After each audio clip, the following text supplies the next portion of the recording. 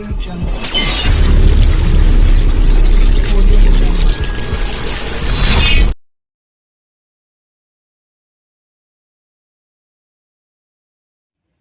वालेकुम व्यूअर, मैं हूँ डॉक्टर बिलाल अहमद राना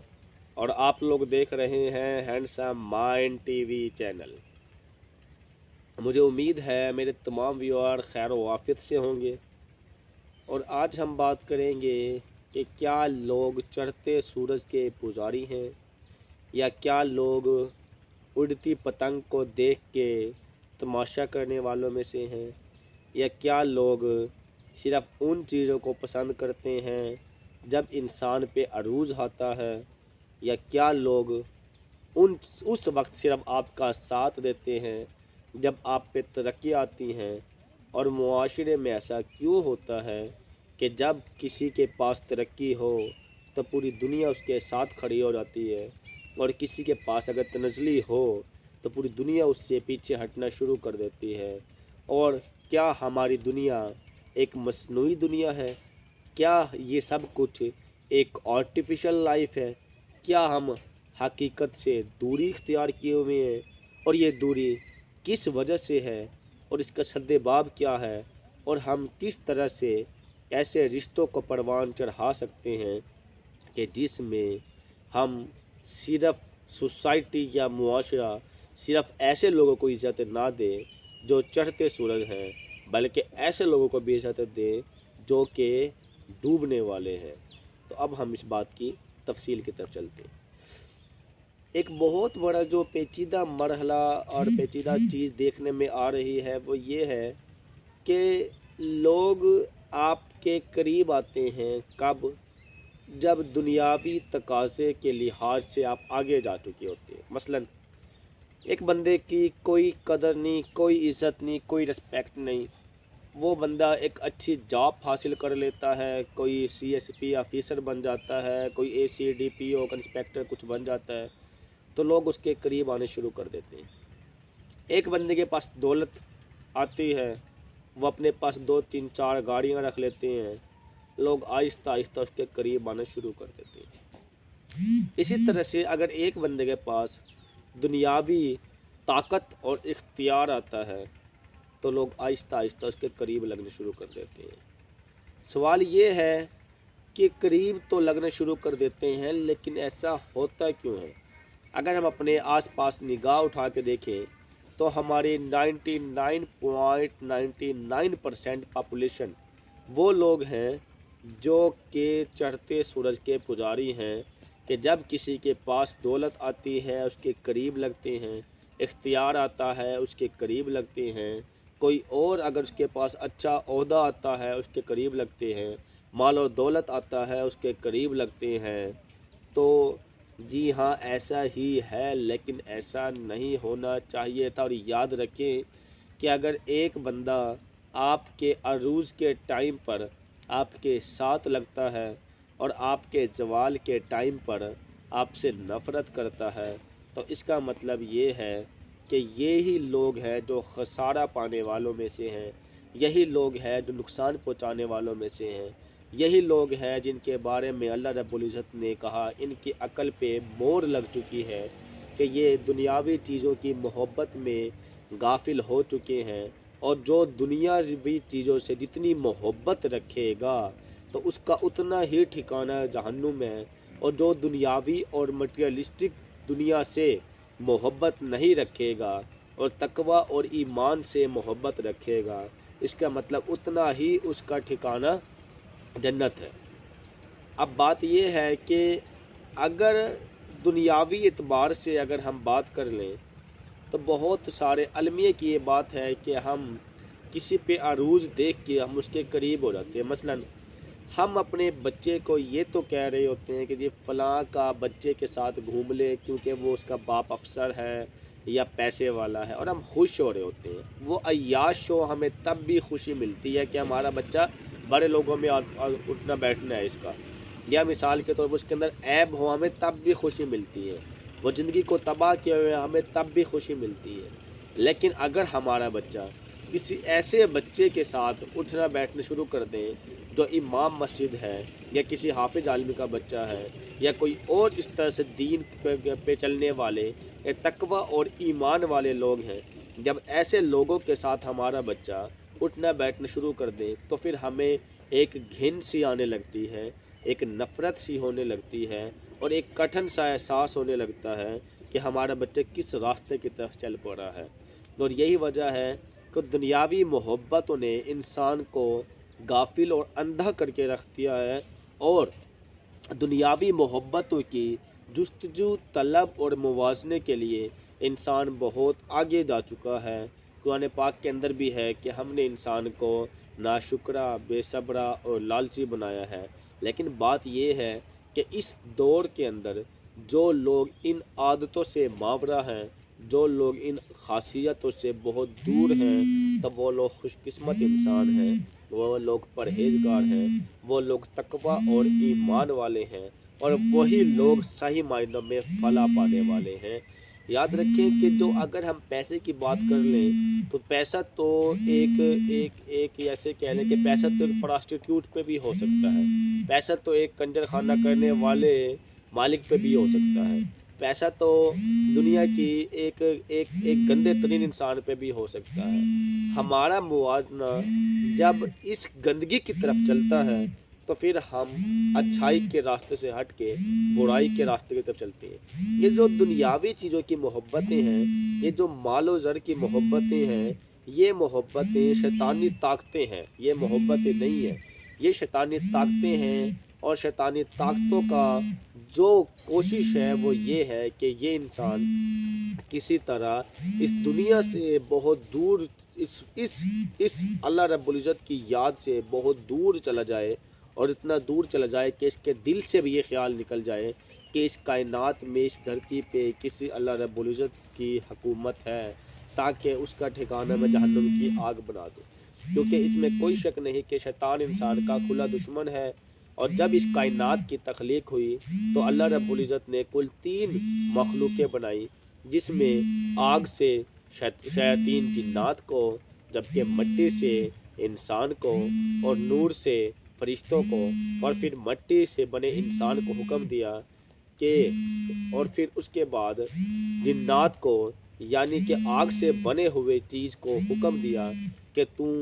مٹی کے بنے ہوئے انسان کو سجدہ کر، اور جس نہ کرنے پر وہ جو دشمنی کا سلسلہ تھا وہ اس دن سے چل پڑا، جس دن سے اللہ رب العزت نے شیطان کو ملعون قرار دے دیا کہ میرے حکم کی پاسداری نہیں رکھی۔ اس دن سے شیطان انسان کا کھلا دشمن ہے، اور جس کی کوشش یہ ہے کہ چاہے کچھ بھی ہو جائے، ہم نے انسان کو ہر قیمت پہ اللہ کی یاد سے غافل کرا دینا اور بہت دور لے جانا ہے۔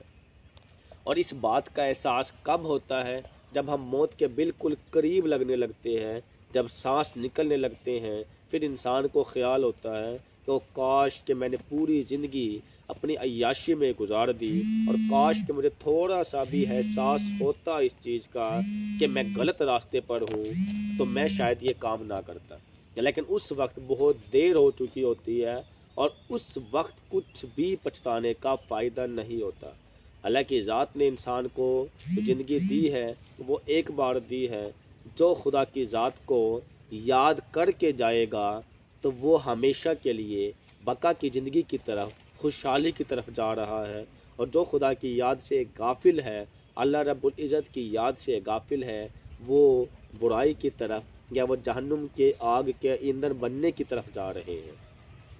اسی لیے ہمیشہ یاد رکھیں جو دنیاوی ترقیاں ہیں اس کو وقتی سمجھا جائے، جو دنیاوی حسب و نصب ہے اس کو وقتی سمجھا جائے، جو مال و دولت کی طاقتیں ہیں اس کو وقتی سمجھا جائے، جو اختیارات اور پاور کا استعمال ہے اس کو وقتی سمجھا جائے۔ اگر آپ لوگوں کے دل کے اندر اس غیر مخلوق سے ہونے کا احساس دل کے اندر آ گیا تو اس صورتحال کے اندر آپ نے شرک کیا، اور شرک بالصفات کیا، اور شرک بالصفات یہ ہے کہ آپ نے اللہ کو تو مانا لیکن اس کی صفات میں شرک کیا۔ اس کی صفات سے شرک کرنے سے مراد یہ ہے کہ میرا کام اس مال و دولت نے کر دیا، میرا کام اس پاور نے کر دیا، میرا کام اس اختیار نے کر دیا، میرا کام اس فلاں بڑے افسر نے کر دیا، میرا کام یہاں پاور پیسے دولت ان چیزوں سے ہو گیا، جس کا سوچ ہی اس سائڈ پہ چلی جائے اور جس کی سوچ یہاں سے ختم ہو جائے کہ اللہ رب العزت کی ذات نے سب کچھ کیا، تو خدا کی قسم وہ نقصان پہنچانے والوں میں سے ہیں، وہ اپنا نفع نہیں وہ نقصان کی طرف جا رہے ہیں۔ اسی لیے جو دنیاوی تقاضے ہیں ان کو وقتی سمجھنا، اور جو حقیقی تقاضے ہیں وہ یہی ہے کہ دنیاوی محبتوں سے غافل ہو کے اللہ رب العزت کی یاد کے اندر رہنا، وہ ایک حقیقی زندگی ہے۔ ہمارے معاشرے میں لوگ اگر تباہی کی طرف جا رہے ہیں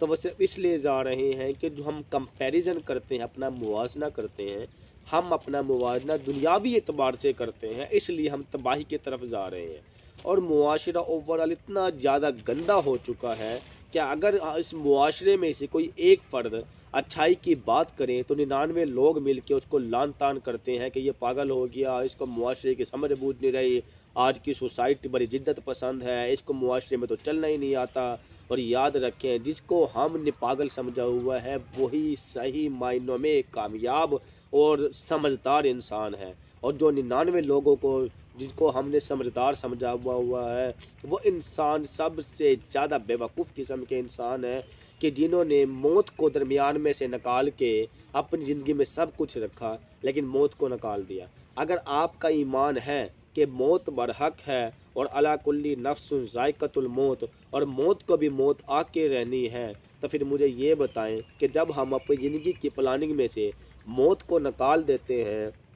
تو پھر اس کا انجام کیا ہوتا ہے؟ جب موت کو نکال دیتے ہیں پھر دنیاوی خواہشات میں ہم حد سے زیادہ بڑھ جاتے ہیں، اور پھر ٹھیکیدار بنتے ہیں دنیاوی محبتوں کے، اور پھر ٹھیکیدار بنتے ہیں کہ ہم نے اتنا زیادہ مال و دولت کو اکٹھا کر لیا، اور پھر ٹھیکیدار بنتے ہیں کہ ہم اتنے بڑے پراپرٹیوں کے مالک ہو گئے، اور پھر ٹھیکیدار بنتے ہیں کہ میرے پاس اتنی طاقت اور اختیارات آ گیا۔ تو یاد رکھیں، یہ مال و دولت، یہ طاقت، یہ اختیارات، یہ سب کچھ فنا ہونے کے لیے ہے، کیونکہ انسان کی جو موت کا ٹائم ہے وہ کسی سے منسلک نہیں ہے۔ اللہ رب العزت جس کو چاہے گا جب چاہے گا اس دنیا سے اٹھا لے گا۔ کسی کے پاس یہ ثبوت نہیں ہے کہ وہ بڑھاپے میں جا کے مرے گا، کسی کے پاس یہ ثبوت نہیں کہ وہ جوانی میں جا کے مرے گا۔ اللہ کی مرضی اور اختیار میں ہے کہ وہ چاہے تو ماں کے پیٹ سے اٹھا لے، وہ چاہے تو بچپن میں اٹھا لے، وہ چاہے تو جوانی میں اٹھا لے، اور وہ چاہے تو بڑھاپے میں اٹھا لے۔ تو مجھے یہ بتائیں کہ جب ہر چیز کو اللہ رب العزت نے اپنے اختیار میں کر رکھا ہے تو پھر ہمیں کس چیز کی ایگو ہے، ہمارے اندر کس چیز کی انا ہے، وہ کون سی طاقت ہے جو کہ ہمیں ان باتوں سے روکتی ہے، وہ کون سا ایسا نفس ہے جو کہ ہمیں ان باتوں سے غافل کیا ہوا ہے؟ وہ یقینی طور پہ وہ نفس، وہ طاقت، وہ شیطانی طاقتیں ہی ہیں جو کہ ہمیں تباہی کی طرف کھینچ رہی ہیں۔ کیونکہ مولانا اشرف علی تھانوی کے مطابق ان نفس کی 3 قسمیں، نفس امارہ، نفس مطمئنہ اور نفس لوامہ ہے، اور انسان جو شیاطین کا جو کام ہے وہ انسان کو نفس امارہ یعنی برائی کی طرف کھینچنے والا ہے، اور اللہ رب العزت کے جو رحمانی طاقتیں ہیں اس کی جو ڈائریکشن ہے وہ انسان کو نفس مطمئنہ یعنی اچھے کاموں کی طرف کھینچنے والا نفس ہے۔ تو یاد رکھیں، جس نے اپنے نفس کو غلاظت سے بچا لیا، اس کا مطلب اس بندے نفس امارہ سے بچا لیا، اس کا مطلب اس نے اپنے آپ کو اس دنیاوی محبتوں سے بچا لیا، تب وہ لوگ فلاح پانے والے اور کامیاب انسان ہیں۔ اگر آپ نے مقابلہ اور موازنہ کرنا ہے تو میرے نبی کی اس حدیث پہ مقابلہ اور موازنہ کریں کہ جس کے اندر کہا گیا ہے کہ تم میں کسی کو برتر نہیں، تم سب برابر ہو، اور ہر امیر غریب کوئی تم میں افضل نہیں ہے، اور تم سب ایک برابر ہو۔ اور نبی پاک صلی اللہ علیہ وسلم کی ذات نے سب کو بھائی بھائی کیوں کہا ہے، اور کہا ہے کہ ایک ہی صف میں کھڑے ہو گئے محمود و ایاز، نہ کوئی بندہ رہا نہ کوئی بندہ نواز۔ یعنی کہ جو دین کا جو پہلو ہے اس میں اتار چڑھاؤ کا کوئی کنسیپٹ موجود نہیں، اس میں کوئی تعلق موجود نہیں، اس میں سب مومن ہیں، اس میں سب بھائی ہیں، اس میں سب برابر ہیں۔ اگر کوئی افضل ہے اور اگر کوئی بڑا ہے تو پھر وہ صرف تقوی پر، وہ صرف ایمان پر، وہ صرف پرہیزگاری پر، وہ صرف عبادات پر، وہ صرف حسن اخلاق پر ہے۔ اور اگر یہ چیزیں ہمارے اندر نہیں ہیں اس کا مطلب ہم خسارہ پانے والوں میں سے۔ بات یہ ہے کہ ہم نے دین کو چھوڑ دیا اور دین کو چھوڑنے کے بعد ہم بہت زیادہ تباہی کی طرف جا چکے ہیں، اور یہ تباہیاں کھینچتے کھینچتے کھینچتے کھینچتے موت کو قریب لے آتی ہے، اور ایک دم سے انسان کے اوپر جب موت کا جھٹکا لگتا ہے تو اس کو ایک لمحے کے لیے یہ ریئلائز ہوتا ہے، ہائے کاش کہ میں اپنی زندگی کو دین کے راستوں پہ چلا لیتا، لیکن اس وقت کیا فائدہ ہے؟ موت سے پہلے موت کی تیاری کرنے کا فائدہ ہے۔ خدا را اپنے آپ کو بچا لے کہ یہ اچھا وقت ہے کہ آپ لوگ اپنے آپ کو تبدیل کر سکتے ہیں۔ یہ جو دنیاوی طاقتیں ہیں ان کے پیچھے بھاگنا بند کر دیں۔ ان کے پیچھے بھاگنے سے آپ کو صرف سٹریس، آپ کو انزائٹی، آپ کو ڈپریشن، آپ کو ذہنی خلفشاری، آپ کو پاگل پن کے علاوہ کچھ بھی نہیں ملنے والا۔ آپ سوچ سوچ سوچ سوچ سوچ سوچ ساری رات پریشان رہیں گے، آپ کے نصیب میں کچھ بھی حاصل ہونے والا نہیں۔ لیکن اگر آپ دل کے بادشاہ ہیں، اگر آپ کے دل میں اللہ رب العزت کی قربت ہے، اگر آپ کے دل میں نبی کے طریقے ہیں، تو یاد رکھیں آپ بادشاہ ہیں، آپ بادشاہ ہیں، اور آپ بادشاہ ہی رہیں گے ہمیشہ۔ فقیر وہ نہیں ہوتا جس کے پاس پیسہ نہیں، فقیر وہ ہوتا ہے جو ذہن کا فقیر ہے۔ بادشاہ وہ نہیں جس کے پاس سلطنت ہے، بادشاہ وہ ہوتا ہے جو دل کا بادشاہ ہے۔ میری دعا ہے کہ اللہ رب العزت آپ کو دل کا بادشاہ بنائے۔ اگر آپ دل کے بادشاہ ہیں تو کبھی آپ مار نہیں کھا سکتے۔ خدا را ان رستوں سے نکلے کہ کون کتنا دنیاوی اعتبار سے آگے ہیں، یہ دیکھیں دین کے اعتبار سے کون کتنا آگے ہے۔ آپ نے اچھوں کا مقابلہ کرنا ہے، آپ نے گندوں کا مقابلہ نہیں کرنا۔ دنیاوی محبتوں میں ساری چیزوں میں گندگی ہے، اور دین کے تقاضوں میں ہر چیز میں اچھائی ہے۔ اور ایک بات میں آخری بات ختم کرنے لگا ہوں، اگر آپ کی سمجھ میں آ جائے تو میری آج کی ویڈیو کا حق ادا ہو جائے گا، اور وہ یہ ہے، یاد رکھیں آپ جتنا بھی بھاگ لیں، جتنا بھی بھاگ لیں، جتنا بھی بھاگ لیں، آخر انجام کیا ہوتا ہے؟ سچائی جیت جاتی ہے، جھوٹ ہار جاتا ہے۔ آخر انجام کیا ہوتا ہے؟ ایمان جیت جاتا ہے اور بے ایمانی ہار جاتی ہے۔ آخر انجام کیا ہوتا ہے؟ اللہ کی قربت جیت جاتی ہے، شیطانی طاقتیں ہار جاتی ہیں۔ اگر آپ لوگوں کی سمجھ میں میری آج کی یہ بات آ گئی کہ کیا مقصد ہے کہ اللہ کی طاقتیں جیت جاتی ہیں، شیطانی طاقتیں ہار جاتی ہیں، اور تا قیامت یہ سلسلہ رہے گا کہ اللہ رب العزت عزت والے ہیں، کائنات کے مالک ہیں، وہ ہمیشہ جیتنے والے ہیں، ان کو کوئی ہرا نہیں سکتا۔ اس کائنات کو چلانے والے، اس ساتوں زمین و آسمانوں کو چلانے والے، دنیا کی ہر چیز کو چلانے والے، 18,000 مخلوقوں کو چلانے والے، نہ کبھی ہارے ہیں نہ کبھی ہار سکتے۔ تو یاد رکھیں جو شیطانی طاقتوں کی بنیاد پہ خود کو جیت سمجھتے ہیں وہ انتہائی ہار چکے ہیں، اور جیت صرف اللہ رب العزت کی ہے، اور اللہ رب العزت کا ہی عروج ہے، اور اللہ رب العزت ہی مالک ہے ہر چیز کے۔ اور جو اس کے نقش قدم پہ چلے گا، اللہ رب العزت کے بنائے ہوئے طریقوں پہ چلے گا، اس کا مطلب وہی کامیاب ہے۔ جو شیطانی طاقتوں پہ چلیں گے اس کا مطلب وہ ناکام ہے۔ مجھے امید ہے کہ یہ باتیں آپ کو اچھی لگی ہوں گی، یہ باتیں آپ کی زندگی میں بہت ساری تبدیلیاں لے کے آئیں گی، اور اس ویڈیو کو سننے کے بعد آپ کے دماغ کافی حد تک صاف ہو چکے ہوں گے کہ کن چکروں میں، کن چیزوں میں، کن لذتوں میں، کن عیاشیوں میں آپ لوگ پڑے ہوئے ہیں۔ چھوڑ دیں ان چیزوں کو، موت کی فکر کریں۔ ہم کسی ویڈیو میں آپ کو یہ بھی بتائیں گے کہ موت کی سختیاں کیا چیز ہوتی ہے، اور موت کیسے آنی ہے، اور موت آئے گی تو انسان کے اوپر کیا کچھ معاملات ہوں گے۔ مجھے امید ہے کہ اب تک کی یہ ویڈیو آپ کو اچھی لگی ہوگی۔ اگر یہ ویڈیو آپ کو اچھی لگی ہے تو آپ لوگ اپنے دوستوں کے ساتھ شیئر کریں، ہمارے چینل کو لائک اور سبسکرائب کریں، اور بیل آئیکن کو دبائیں تاکہ بر وقت آپ لوگوں تک ہماری تمام ویڈیو موصول ہوتی رہے۔ اس کے ساتھ ہی اجازت دیجیے گا، اللہ حافظ۔